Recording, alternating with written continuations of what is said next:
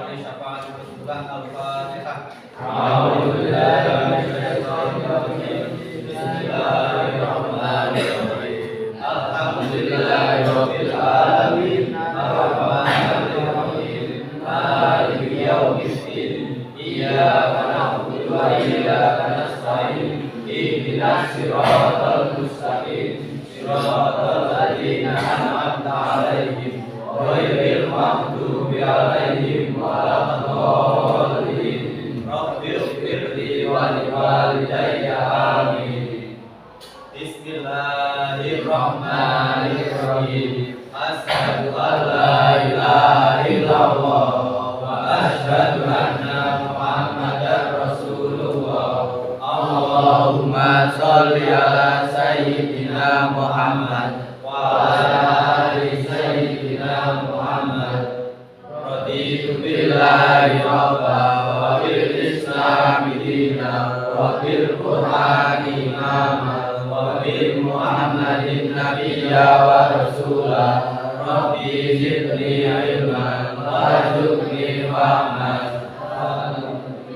Rabbi sholli sadri wa yassir li amri wahlul 'uqdatam min lisani yafqahu qawli.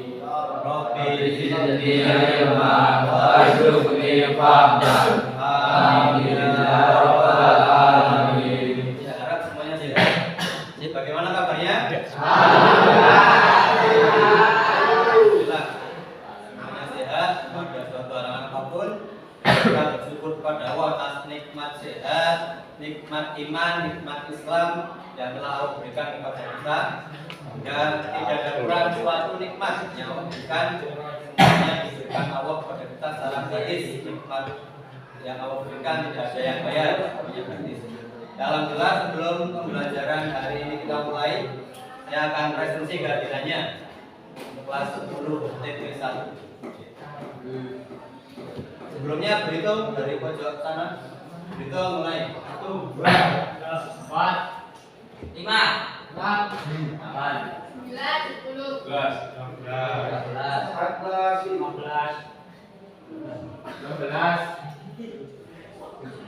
18, 19, 20, 21, 22, 25, 26, 27, 28, 29, 30, 31, 32, 33, 34. Ahmad Soleh Huda hadir. Ahmad Hildan Faiza hadir. Ahmad Jidan hadir. Ahmad Rohar hadir. Andika hadir. Anggi hadir. Bima hadir. Cindy hadir. Dipa Irfan hadir. Zaki hadir. Farel Gali hadir. Hari hadir. Hendri hadir. Alif Tiga hadir. Iftaul hadir. Muhammad bin Rawat hadir. Bukran hadir. Tuti hadir. Jafar hadir. Fendi hadir. Ibnu hadir.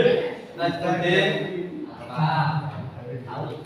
Reva hadir. Rizal hadir. Nathan Nur Fauzi hadir. Raihan Alfa Ridwan Riza Salwa Satria Wahyu Yoga Bro. Sekalian, kita telah belajar minggu lalu yaitu kalimat thayyibah. Jadi kita akan ulas sebentar materi yang minggu lalu tentang kalimat thayyibah. Jadi kalimat thayyibah adalah ucapan-ucapan yang baik ya. Ucapan-ucapan yang baik. Salah satunya setelah sholat kita dianjurkan membaca tasbih, tahmid dan takbir ya. Saya tanya, bagaimana bunyi tasbih? Subhanallah.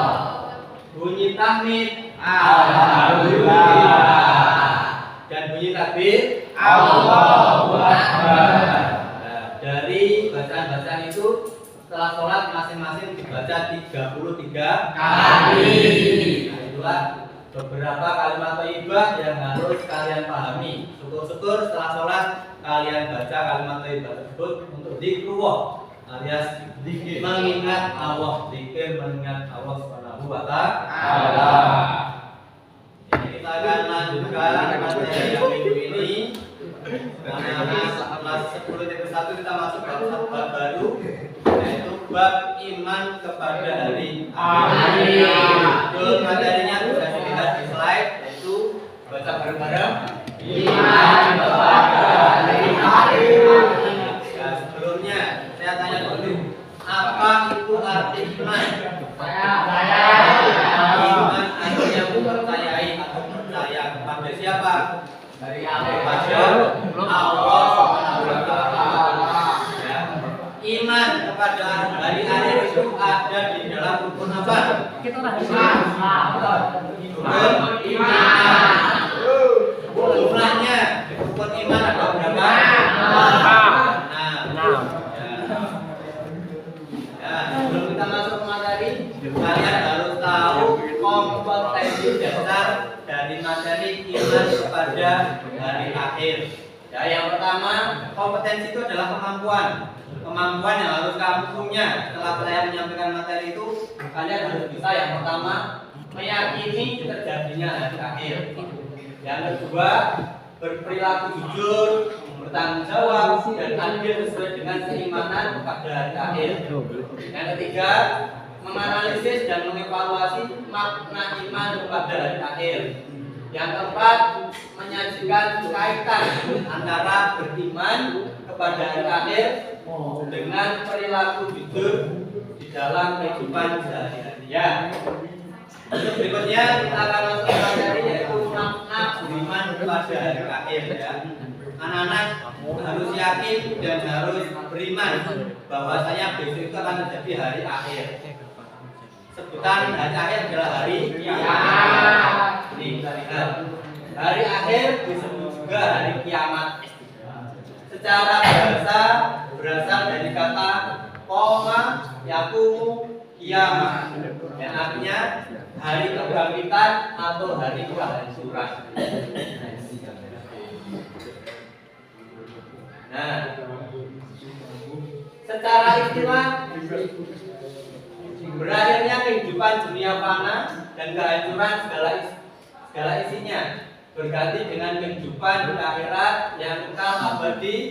Manusia akan mempertanggungjawabkan segala perbuatan yang berakhir dengan surga atau neraka. Selanjutnya, ini saya ada pertanyaan, mengapa perlu beriman kepada hari akhir? Pertanyaannya, ya karena ada itu.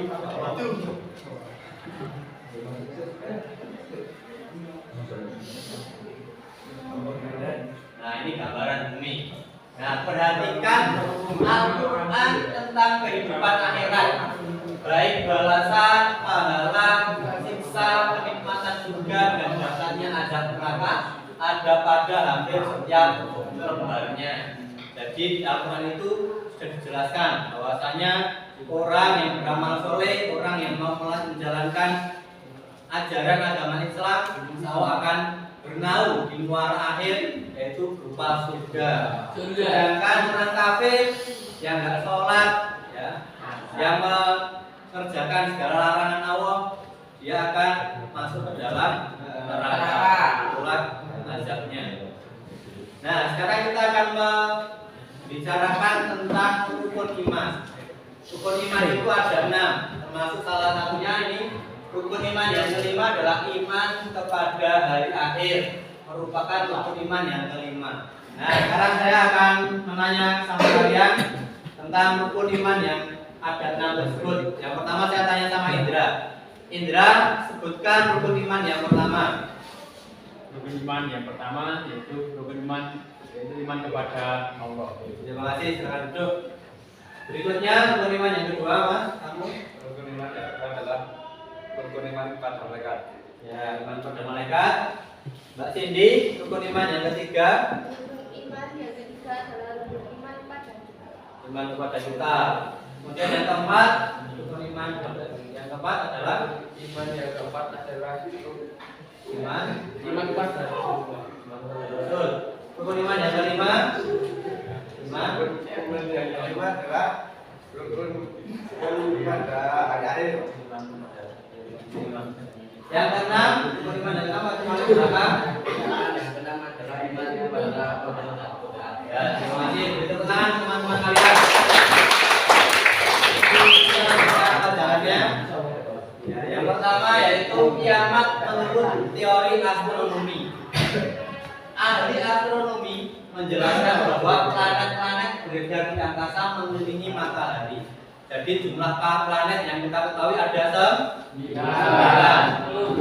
9 planet itu mengelilingi matahari. Ya, yang pertama planet Mars, Merkurius, yang kedua Venus, yang ketiga Bumi, yang keempat Mars, yang kelima Jupiter, yang keenam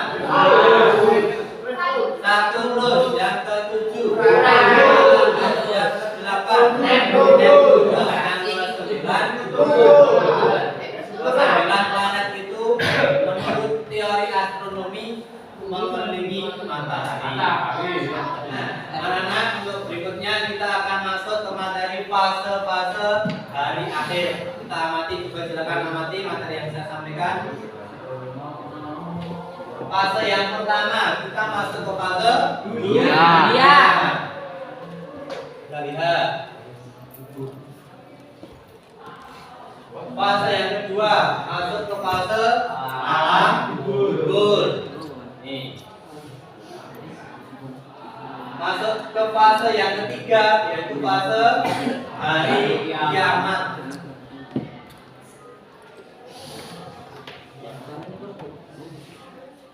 Masuk ke fase yang keempat, yaitu hari kebangkitan.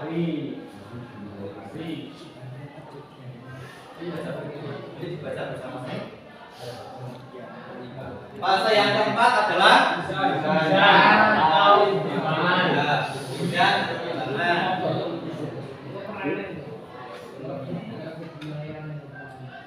fase yang ke-6 yaitu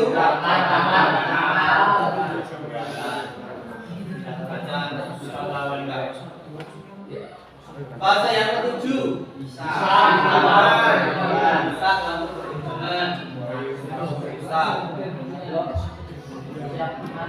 fase yang ke-8 pertolongan, artinya jadi kita akan ditolong oleh Nabi Muhammad. Fase yang ke-9 haud, kita akan masuk ke haud. Fase yang ke-9 artinya telaga. Fase yang ke-10 kita akan masuk ke fase yang namanya sirat. Sirat itu artinya jembatan amal. Ya.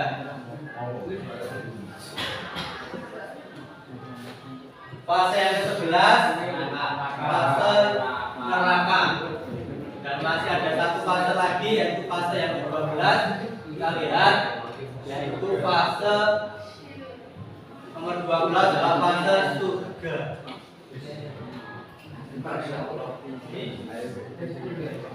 Nah, sekarang kita akan mempelajari 7 nama-nama neraka ataupun 7 tingkatan neraka. Yang pertama yaitu neraka jahanam. Yang kedua neraka lazah. Yang ketiga neraka utama. Yang keempat neraka sa'ir. Yang kelima neraka saqar. Yang keenam neraka jahim. Dan yang terakhir neraka hawiyah.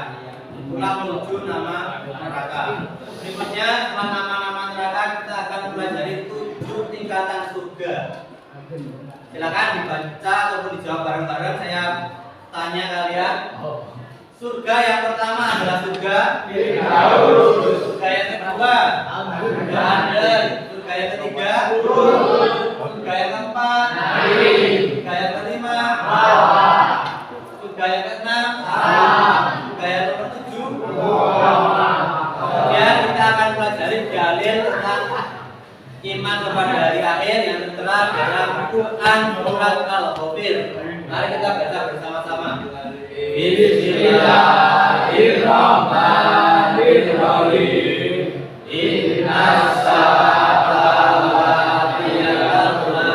raiba fiha walakinna aktsarun nasi la yu'minun. Artinya, Sesungguhnya yang atasnya akan hilang, dia akan berbuat tentangnya, akan tetapi kebanyakan manusia tidak percaya. Ayat 50. selanjutnya kita akan pelajari nama-nama lain hari akhir atau hari kiamat. Yang pertama ada Al-As'ah atau hari kiamat. Yang kedua Yaumul Ba'ats, hari kebangkitan. Yang ketiga Yaumuddin, hari pembalasan. Yang keempat Yaumul Fatih, hari pengadilan. Yang kelima Yaumul Hasrah, hari penyesalan. Yang keenam Yaumul Hisab, hari perhitungan. Yang ketujuh Yaumul Jamak, hari berkumpul. Yang kedelapan Al-Qari'ah, kecelakaan yang perih. Dan masih banyak lagi nama lain hari kiamat. Ya, untuk selanjutnya saya akan menjelaskan jenis-jenis hari kiamat. Hari kiamat itu dibagi menjadi dua. Yang pertama kiamat kubro, artinya kiamat kecil. Yang kedua kiamat kubro, artinya kiamat besar. Kiamat kecil itu berakhirnya kehidupan suatu makhluk hidup, baik secara kelompok maupun individu. Jadi meninggalnya seseorang itu adalah kiamat kecil, ataupun terjadi bencana kecil sehingga menewaskan beberapa orang termasuk kiamat kecil. Kemudian yang kedua kiamat kubro, artinya berakhirnya kehidupan seluruh manusia di dunia ini. Jadi kiamat besar atau kiamat kubro ini akan menghancurkan seluruh bumi. Bumi akan digoncangkan, berbagai macam bencana akan datang bersamaan, itu kiamat kubro. Selanjutnya kita akan mempelajari tentang tanda-tanda kiamat kecil. Yang pertama, diutusnya Rasulullah. Yang kedua, banyak terjadi fitnah. Yang ketiga, banyak orang mengaku nabi palsu dan tukang bohong. Yang keempat, munculnya pemimpin-pemimpin yang dolim dan diktator. Yang kelima, hilangnya amanah. Yang keenam, silaturahim terputus. Nomor 7, miras dan musik merajalela. Yang 8, banyak terjadi bencana. Yang 9, banyak bunuh diri. Yang 10, bermegah-megahan dengan bangunan. Banyak juga anak durhaka kepada orang tuanya, waktu terlalu cepat, dan masih banyak tanda-tanda kiamat kecil. Untuk selanjutnya, setelah tanda-tanda kiamat kecil, kita akan pelajari tentang tanda-tanda kiamat besar.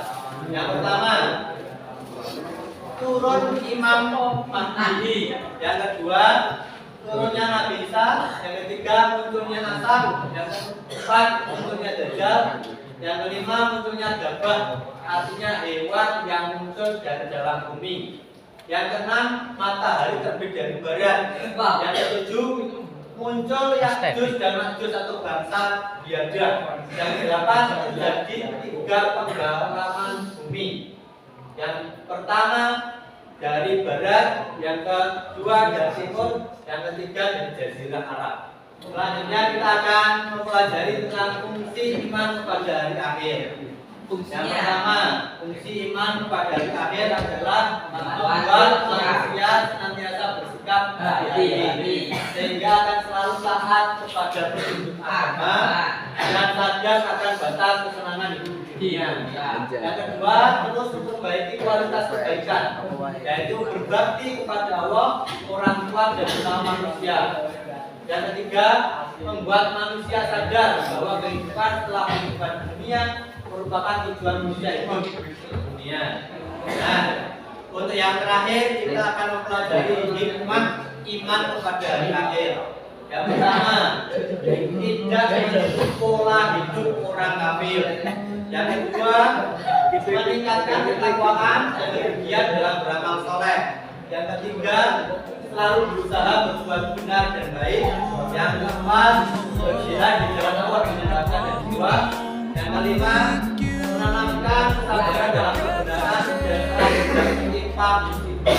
Nah, kalian itulah materi tentang iman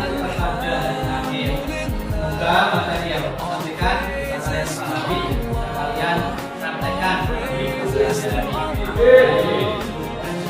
ini kita akan membaca hamdalah bersama-sama.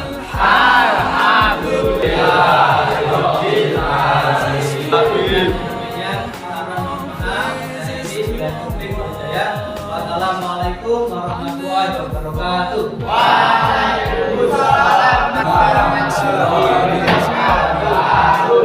Never thanked you once.